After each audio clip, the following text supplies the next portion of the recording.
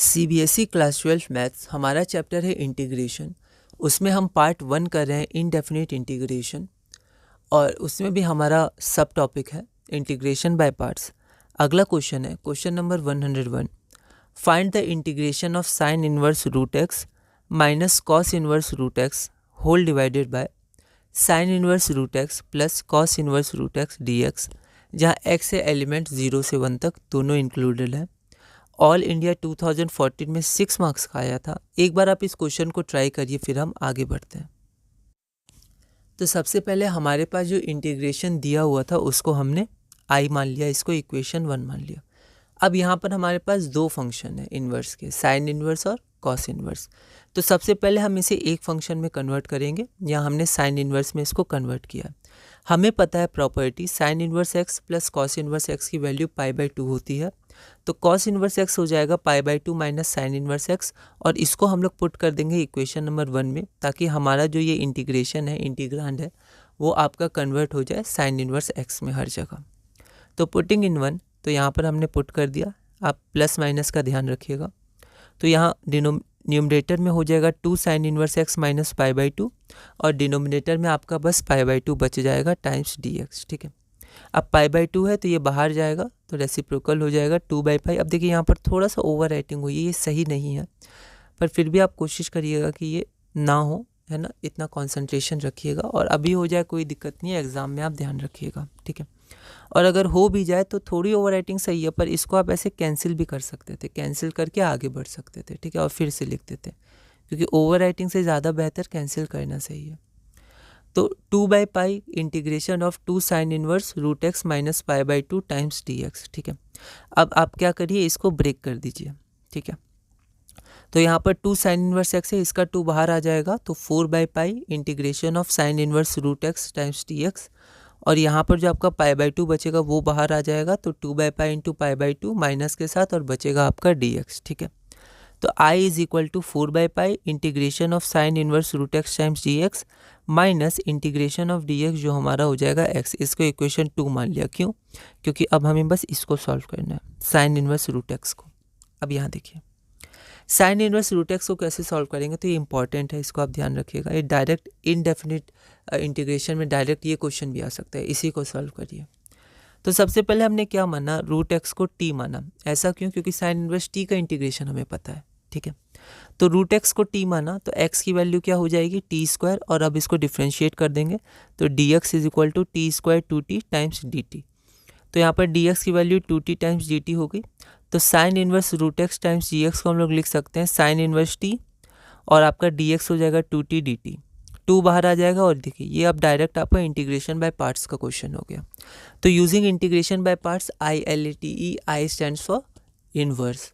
तो यहाँ पहले ही फंक्शन इन्वर्स है, तो इसको पहला है इन्वर्स, तो इसको 1 मानेंगे, और अलजेब्रिक को 2 मानेंगे। अब हम इंटीग्रेशन बाय पार्ट्स अप्लाई करेंगे। तो first function into integration of second function. ठीक है, first function into integration of second function minus integration of differentiation of first function into integration of second function. ठीक है, और टाइम्स dt। ये dt देखिए ध्यान से, ये जो इंटीग्रेशन है सबसे बाहर वाला इसके लिए है। ठीक है, तो इसको मिस मत करिएगा। अब यहाँ पर साइन इनवर्स t, ठीक है, और t²/2, क्योंकि t का इंटीग्रेशन हो जाएगा t²/2। साइन इनवर्स t का डिफ्रेंशिएशन हो जाएगा 1/√1 माइनस t²। ठीक है, यहाँ माइनस साइन है, इसका आप ध्यान रखिएगा, और t²/2। ओके, अब यहाँ पर देखिए 2 बाहर आ गया।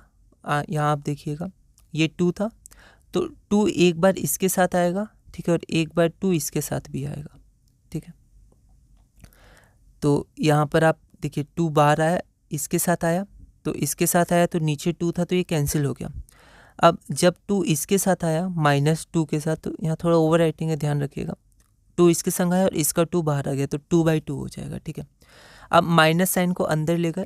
क्यों अंदर ले गए, तो यहाँ से भी आप ध्यान रखिएगा, ऐसा क्यों किया। इसमें जनरली माइनस साइन को बाहर ले जाते थे, पर इसमें हमने यहाँ प्लस लगा के इधर माइनस साइन को अंदर ले आया। देखते हैं, तो t² sine inverse t plus, अब हम क्या करेंगे, डिनोमिनेटर में जो 1 माइनस t² है, तो न्यूमरेटर को भी कन्वर्ट करेंगे हम लोग, इसलिए हम लोग माइनस साइन को अंदर ले आए थे, और फिर हम लोग न्यूमरेटर को ब्रेक करेंगे डिनोमिनेटर के अनुसार। ठीक है, तो पहले न्यूमरेटर को डिनोमिनेटर के अनुसार लिख देते हैं। तो हमारा 1 माइनस टी स्क्वायर था, तो माइनस टी स्क्वायर किया, फिर 1 जोड़ा और -1 जोड़ा, है ना, 1 - 1 कर सकते हैं।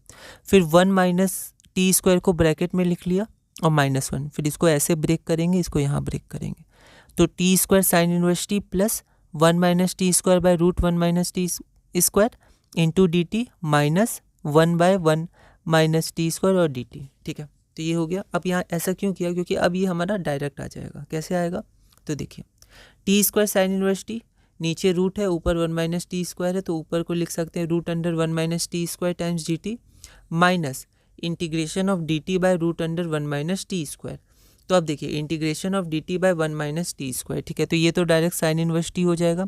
और अगर आपको ध्यान होगा तो ऐसे क्वेश्चन हमने किए थे सब्स्टिट्यूशन में, ठीक है, या फिर डायरेक्ट फार्मूला में, root under A square minus X square, यहाँ एक्स की घटी है जिसकी वैल्यू ये होती है। ठीक है, तो T square sine inverse T plus X by 2, तो एक्स टी है तो T by 2, root under A square minus X square, A की वैल्यू 1 है।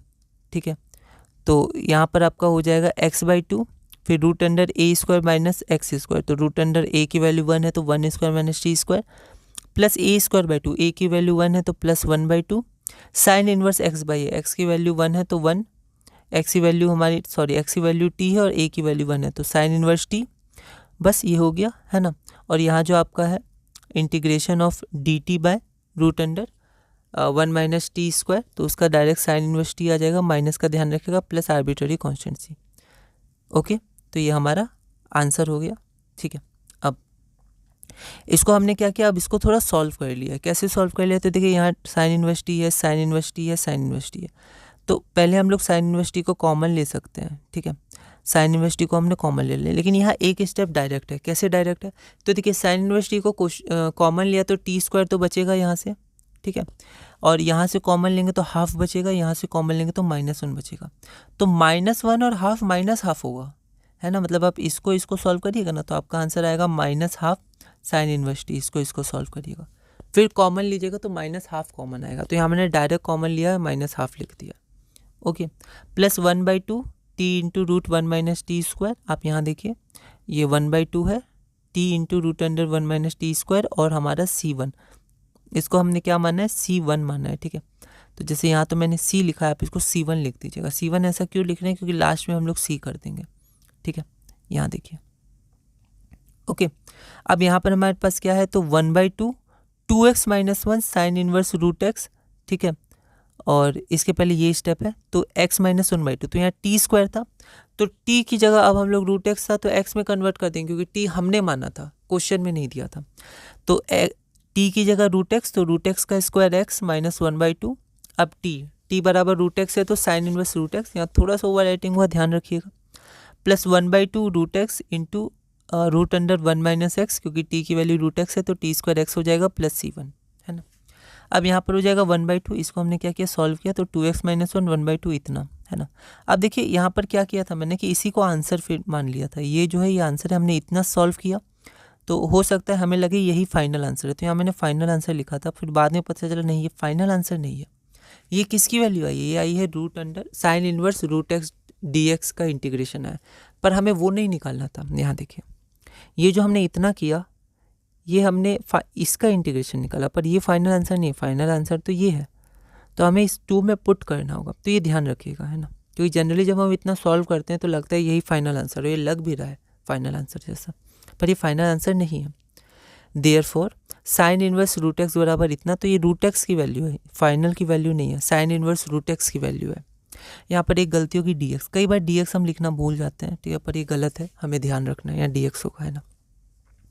अब putting this value in 2 to get the final answer, तो हमने 2 में इस वैल्यू को पुट किया।